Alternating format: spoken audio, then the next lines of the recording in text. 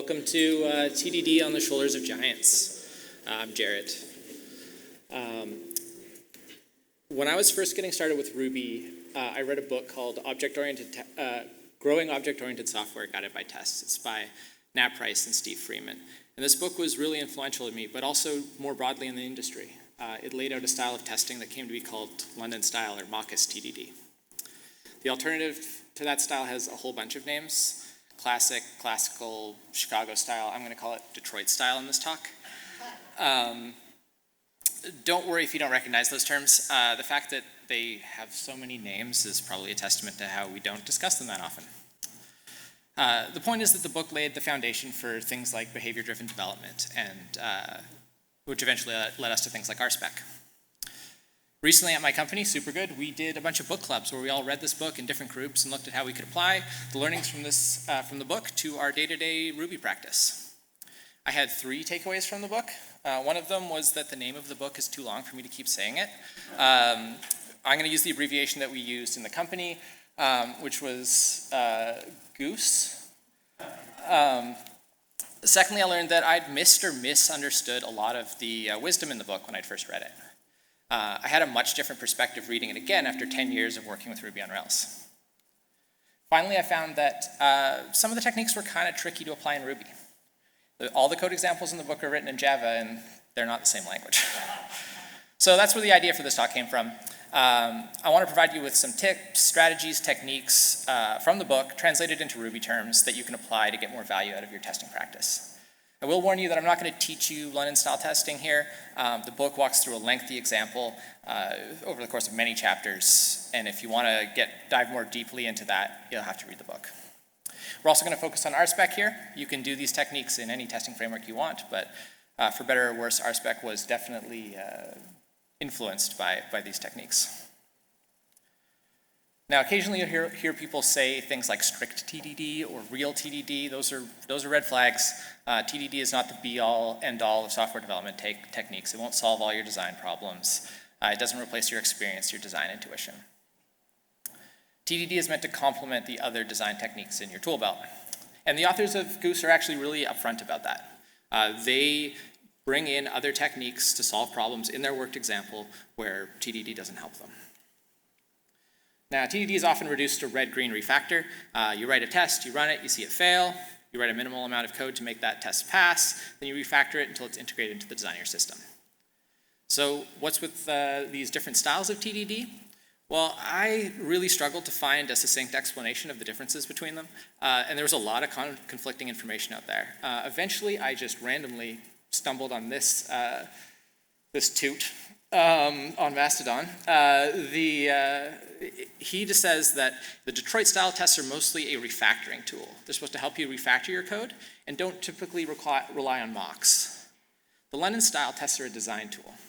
London style tests focus on the individual objects and how they interact with their collaborators. Writing tests around those interactions, you use mocks. Those are mock objects or test doubles that allow you to make assertions about what methods get called and what arguments they receive. He also goes to describe a whole bunch of other styles in this thread. My favorite one is the one you get when everyone in an organization is only testing because they're told they have to. Typically does not lead to particularly good outcomes. So London style is a very explicitly outside-in style of TDD. You always start at the outside of your system with an acceptance test. Then you build up your functionality piece by piece by doing that, by writing a test, making it pass, refactoring. And eventually you've built up the desired functionality and your acceptance test passes. Now, I've used a couple of terms in there. Acceptance test and unit test. We're not going to shed any bikes arguing about what is and is not a unit test here, but it is important to understand the broad strokes. Acceptance tests verify that our application does roughly what it's supposed to do, at least as far as the developer understood it. They aren't meant to influence the design, just make sure that things are working. So you try to interact with your software from the outside. You avoid mocking, stubbing, asserting anything about the internals of the system itself. Because they tend to be slow, you can't test every single thing about every branch of your features at this level. These tests are a safety net, and when you have a more critical application, you may need a tighter safety net, more of these tests, or a less critical application might need less. But these tests just give you the feedback that whatever changes you make, your application is still, broadly speaking, working. Unit tests are the bread and butter of your TDD practice. In London-style TDD, they have a whole bunch of different, they're valuable in a lot of ways, but first and foremost, they're a design tool. By building your components step by step, driven by your tests, you keep them simple. By listening to your tests, you can uncover design issues. Now, that's actually the core idea of the book, and it could be a whole series of talks in itself, but the basic idea is this. Difficult tests, whether they're hard to write, or hard to change, or hard to understand, indicate design issues. If you're skeptical of that, you kind of just have to read the book, but look at it like this. If your organization does testing, and you have to write and change and understand tests anyway, making them hard to write and change and understand is going to cause problems for you. So the goal of these tests is to test your objects in the most isolated way you can. To achieve that isolation, use mock objects. This produces tests that are, compared to other styles of TDD, more focused on message passing. Because of this use of mocking, these tests scale really well. You can have tons and tons of them, and because they're really fast. But they don't provide any guarantee that your software actually works, that the objects are arranged in a way that produces the desired result. And that's where you get unit test passing, integration test failing memes, like these drawers you can't open, or a drain that doesn't drain anything, or my favorite, the windows with the handles that block the other windows from opening. Now, this brings us to integration tests. For our purposes here, integration tests are somewhere between a unit and acceptance test. They test multiple units together in some combination, and they're often used to make sure that certain things work correctly together, or a particular arrangement of objects achieves the desired result. So, I know I said TDD isn't strict, but it does have one rule. Never write new functionality without a failing test. That's the rule. Whether you're changing an existing test or adding a new one, that's where you start. Ideally, you move one test at a time, making incremental changes to your code. While this rule is a rule, you're still encouraged to use other design techniques whenever you need. You have not failed at TDD if it isn't solving a particular problem for you at a particular time. This technique is good for many kinds of problems, but totally unhelpful for others. And it is a design technique, so it won't help you optimize your code. And that's the basic idea of London-style TDD. You start from the outside, writing acceptance tests, and use them to make progress on your high-level features. You use unit tests, not just to build up your functionality, but to inform your design. You focus on testing how your objects interact with their collaborators. You use mocks to keep your tests isolated. And you build up functionality by composing and arranging small focused objects. There's certainly a lot more subtlety that's missed in this very quick tour of the technique, but like I said, if you want to learn more, you have to check out the book. So early on in the book, we're told that when we use mock objects in our tests, we should mock their interface types and not the classes themselves. Now this is a little tricky for us Rubyists, because we don't have interface types. In Java, interface types are these abstract types that describe the methods, return types, and arguments, etc., that class has to implement. And there's a big benefit to mocking interface types. If you mock the interface types in your tests, it forces you to write code that will accept those interface types, not just the specific class that you might be passing in at a given time. If you want to pass in different objects that implement that interface later, you don't have to make any changes to your code. In a way, this automatically decouples you from the current structure of your application. When I say structure of your application, I mean the way the objects are currently arranged, the web of objects that makes up your application. So what do we do in Ruby? Well, we look at why they give us this advice. The authors want us to write our program so that we can swap out objects for new or different ones, without needing to make any changes to our code. Fortunately, we can already do that in Ruby. Duck typing doesn't provide the safety of interface types, but it does allow us to replace objects with new ones that support the same protocol. So we may not need to heed this advice explicitly, but there's still something we can actually learn here. So I'm going to take an example from e-commerce. That's the domain that I work in. When a customer orders something online, it's typically delivered in one or more shipments. When we send a shipment out from the warehouse, we typically send the customer an email telling them that. Here's some simplified code that could hypothetically be responsible for that.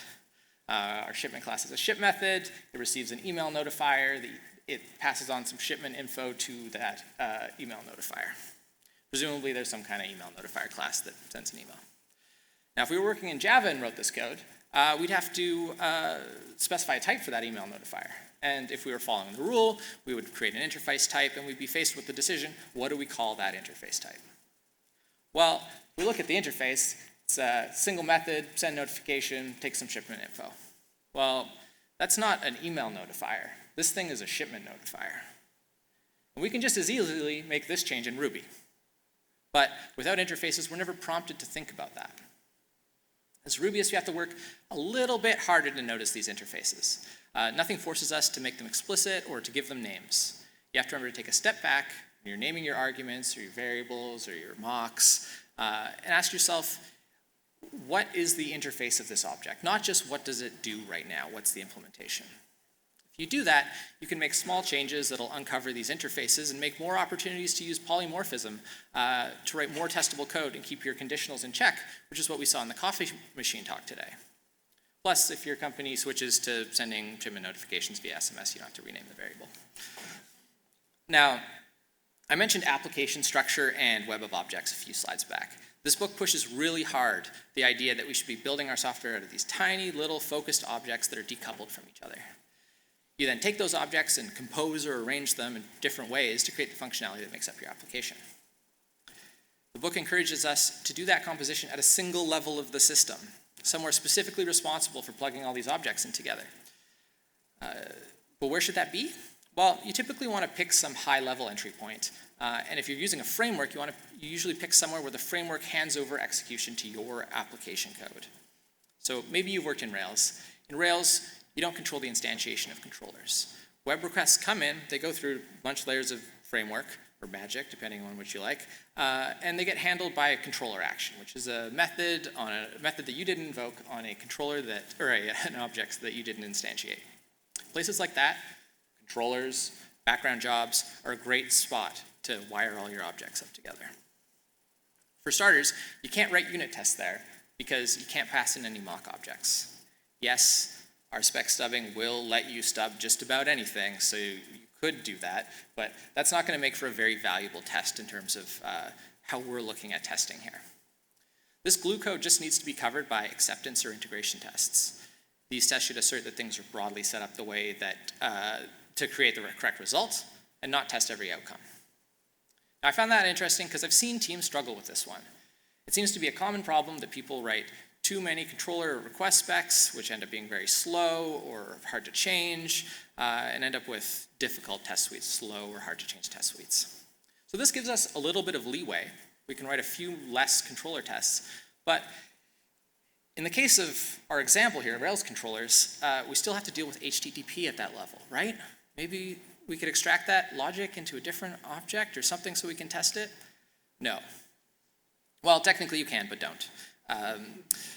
In this example, you're probably going to end up with more controller request specs than you intended. There are going to be situations where you need to deal with headers or query parameters or some other bit of HTTP that belongs at the controller level. It would be unwise or impractical to extract that into another object, and that's fine. This is something that I totally missed on my initial read of the book. The book is really explicit about it, though, so I don't know how I missed it. Fighting the framework that you're using, whatever it is probably a waste of your time. If the framework expects you to do something in a certain way, diverging from that's just going to create unnecessary work. Don't throw away the strengths of your chosen framework, hopefully it has some, in search of some academic design ideal. So there's a convention for structuring tests. It's called arrange, act, assert, or some people say given, when, then. The idea is that you separate your test code by function. You put the test setup all together, and then you put the code under test, and then you put the assertions that you want to make about the results. Goose is not the only book that advocates for this, but it's a really nice convention. It makes it easier to orient yourself in tests. It also makes it easy to see what's currently being tested by a given test. And it even makes certain test smells more clear. For example, too much code in the setup of your tests tends to mean that an object's hard to use, or too much verification means it might be doing too many things. Some testing frameworks, particularly when it comes to verifying mocks, make setting up tests like this a little tricky. But RSpec has some neat ways to get around this. So here's a hypothetical test for the code that we saw earlier. It sets up a double for the shipment notifier at the top, and it configures an expectation about the message, in this case in a before block, because we're assuming we have more tests down there, and then it has a test that doesn't actually have any assertions in it. I've seen too many tests like this. It has one really big issue, which is that all of the tests in this context will fail if that expectation in the before block fails. So don't ever put expectations in before blocks. Maybe there once in a while there's an excuse, but it's generally not a good idea. So we can fix that. Instead, we configure a message on the shipment notifier. This is a command, so we don't care about its return value. And then we can move our expectation into the before block here. The test still works. Now the other tests don't fail if the shipment notifier doesn't get called, but our test is out of order. We've gone arrange, assert, act here. Fortunately, our spec allows you to make expectations after after the code has been called, like your mocks have been used. So now not only does this code follow our convention, but it also alleviates a sticking point that I've noticed with new RSpec users sometimes, which is that it can be confusing to make assertions about something that something's been called before you've actually done the calling. All right, let's talk about values, and not the kind that your company tries to force onto you on retreats. This is like not like accountability or teamwork or something. We're talking about like foo or 312 or false. These are great. We use values all the time, especially when we're testing the results of simple computations. Your application, though, does something far more complicated than that, probably, hopefully. And this is where value objects are useful. These are objects that don't have a meaningful identity. They represent values, and sometimes fairly complex ones. Money is a great example. Money is not just a number. I deal with this all the time. It also has a currency, and what you can do with these values is totally dependent on both the value and the currency. There's even a library called RubyMoney, which this example is taken from, that helps you work with money. If you have two $10 amounts, they're interchangeable, or if you're into crypto, they're fungible. The point is they don't have an identity. Ruby ships with all kinds of useful values, dates, ranges, things like that. We've seen some of them in recent talks, but you can create your own to handle whatever you're doing in your application. And Joel actually showed that in his talk where he created month objects because the date objects weren't fitting his needs. In e-commerce, I deal with money, prices, lead times, inventory counts, all things that can be represented as values. By turning these groupings of data into objects in our system, we can write more expressive tests, and that expressiveness will carry over into the application code itself. If we do it right, we can work at a higher level of abstraction and avoid fussing with the details of the structure of our data. So how do we do that in Ruby? Well, we can create structs. Here we create a struct that has red, green, and blue members. And, yeah, you can tell where I'm from. The structs already support equality, so out of the box you get a pretty passable value object here. You can add methods to them. So here we're darkening a color. And note that this returns a new object. Does not mutate the existing color object when you call it. And you don't have to be a functional programmer to appreciate immutability. We saw that in the last talk. It would be chaos, for example, if you could mutate the number 2 into the number 3, and that goes the same for our values as well.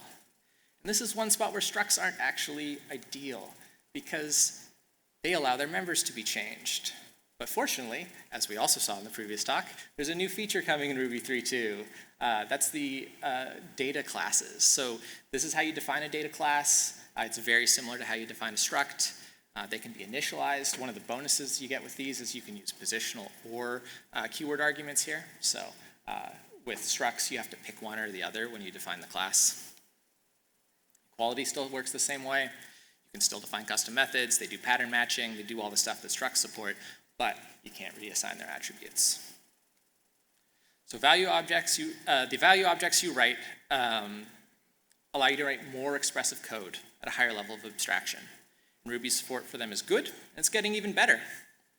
All you need to do is watch for opportunities to use them.